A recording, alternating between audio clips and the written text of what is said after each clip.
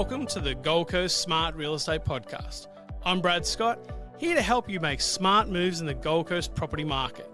Whether you're thinking of buying, selling, or just staying updated, we deep dive into everything you need to know, from our market insights to our unique open offers method of sale, a blend of auction and private treaty to give you the best of both worlds. Let's jump in.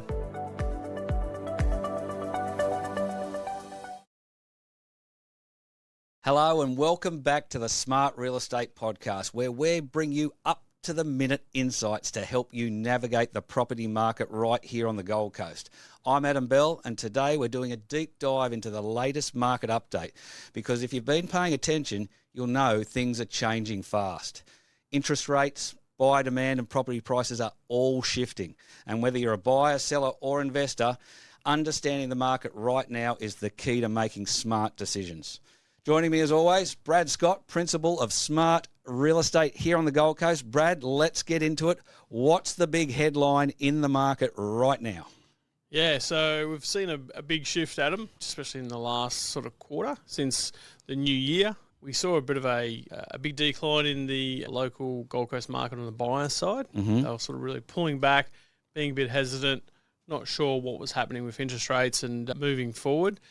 Then come after January, there was a real push to buyers coming back in with confidence. So I think a lot were predicting and thinking that interest rates would decrease. Yep.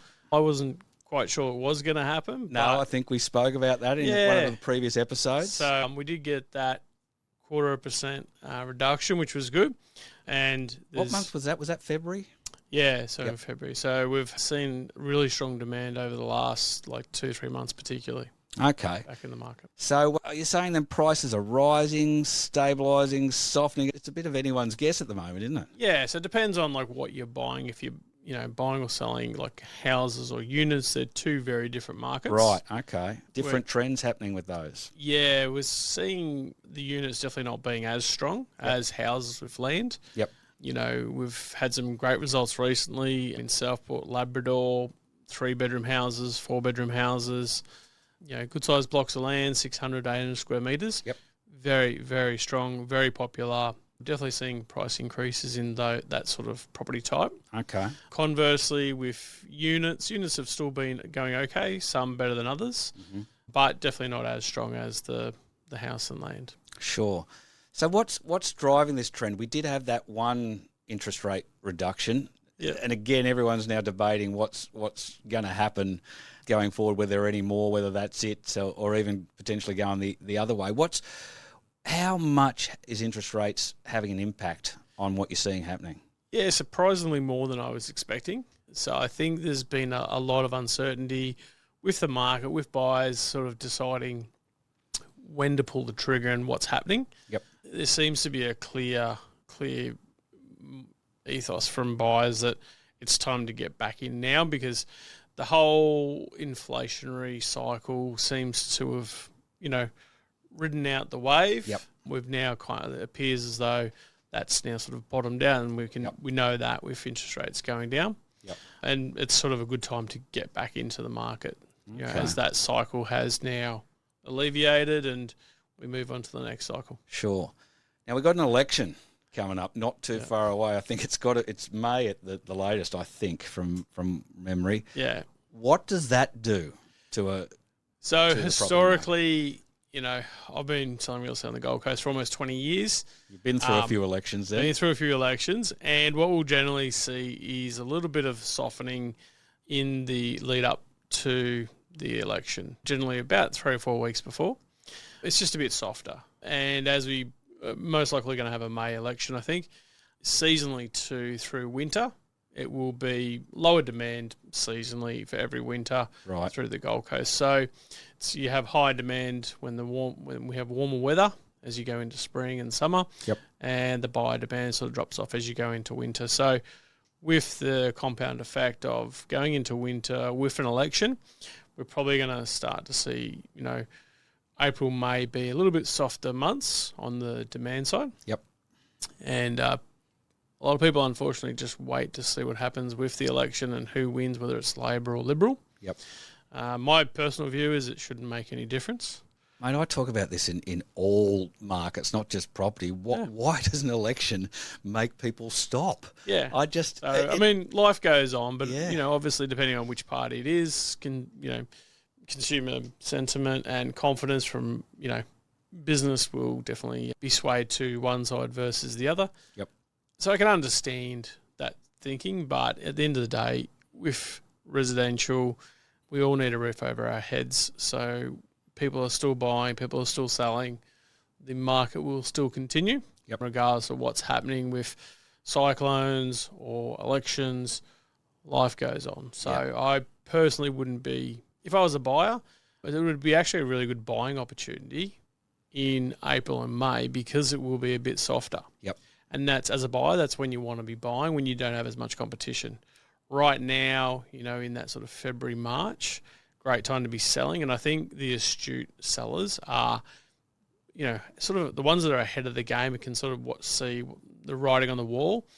They're getting on the market now and selling now because they can sort of forecast and see maybe April and May might be a bit slower. They want to get settlement done before that April. Get it sold now, you might get an extra $50,000 selling a bit sooner than waiting till mid-year. Right. Some good advice there. So potentially just that little dip over that time, winter and the election. What are investors doing at the moment? How are they seeing the market? And are we still getting a lot coming up, buying up from down south? Yeah, so we're starting to see the stats are showing there's a lot of migration from Melbourne particularly, especially with the investment because the local Victorian government are making it quite difficult at the moment for the investor market.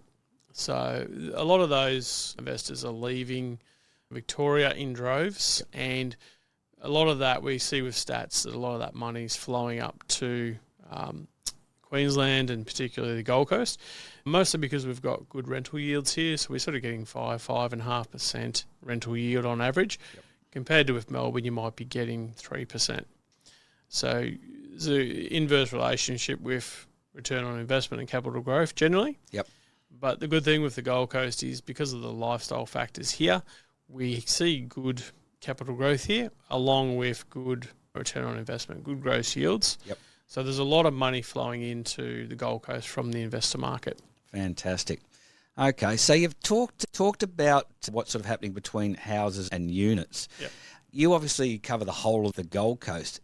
Do you see different pockets and different areas doing different things and different trends happening, throughout different regions? Yeah, so the good thing is because I'm not specialised in one particular suburb, there are agents that specialise in certain suburbs, and that's good. They become the local area expert for that suburb. We sort of do the entire Gold Coast, so I guess we don't sort of have our blinkers on and just focused on that one suburb. We get to see what different pockets and different areas are doing. So at the moment, we're seeing quite a bit of traction, a bit of activity, especially around the central suburbs. Okay, The more established suburbs like your Benowa, Ashmore, Labrador, Southport, we're seeing a lot of buy demand in those areas right now. Yep. Also Mollendina, there's been a lot of demand. And then as you move further out, a little bit less so, more investors out when you're going up into your sort of Coomera, Pimpamar area. Yep. More of an investor type area. market. Yep. A lot of strong buy demand for house and land, central suburbs, like family-friendly areas around schools, shopping centres, stuff like that. What about supply then for different areas on the Gold Coast? Are you seeing different trends there with what's available, what's coming on? Yeah, so supplies had a bit of a rocky road. So as we've talked about previously, the first sort of half of the year last year in 24, there was a huge shortage of demand, shortage of supply of properties hitting the market. Yep. And that sort of conversely kept prices pretty stable. Then come in September, we had a flood of properties hit the market, which probably had a little bit of a decline, and buyers were sort of pulling back in that last quarter of 24. Now into 25 in the first quarter, we're starting to see buyer demand's much stronger. And as far as listings, I would say they're sort of stable. I wouldn't say we're getting, a lot hit the market like we did in September, October. But at the same time, I don't think we're sort of on that shortage side. I'd say it's sort of neutral. Sure. Yep. Okay. three key things then to finish us out here on this market update, where we're at right now towards the end of March. What's your biggest bit of advice for buyers right now? Buyers, I'd say, look at getting your finances in place. Look at it buying in April, May. There's going to be some good opportunities out there, especially because you're going to have less competition from other buyers in the marketplace. So when you have less buyers in the market, that's when you want to be buying. So take advantage of those softer times in the winter and elections and stuff like that. Also, I was talking to a few people because of the cyclone we've had recently. A few people have suggested that it might take the Gold Coast a little bit of time to recover from that. Mm-hmm. I don't think it really will. I think we'll have it all cleaned up pretty quickly. But again, it's not up to me. It's up to market sentiment and what most people think. Of course. So, all right. Biggest bit of advice for sellers right now? Sellers, I'd be looking at getting your house on the market sooner rather than later. Definitely like in that sort of March or start of April. I wouldn't be leaving it too close to the election. So again, you're going to see probably lower demand, I would suggest, in May. So the sooner you can get on the market, probably the more money you're going to get. Sure. And you'd expect that upturn again sort of once winter's through and once the election's all dusted. Once the election's finished, we sort of normally see things get back to normal. Within 2 to 3 weeks after the election, sure, things sort of get back to normal. So we're rounding out the first quarter. Give me your predictions for and I'm going to put you on the spot. You've been doing it 20 years. Your predictions for the last 3 quarters of 2025. What's going to happen? What's going to happen? Gold Coast market pull out overall. Yeah, that's right. Look into it. Tell me, how much is interest rates going to drop? I don't think we'll see a huge. I think we'll probably see another, 1 or 2 interest rate decreases over the next 9 months or so. Is my personal prediction. But as far as the market, I think it'll be relatively stable. Like I don't think we're going to see a boom or a bust. I think we'll have a bit of a dip in the middle, and we'll probably have a strong end to 2025. Fantastic.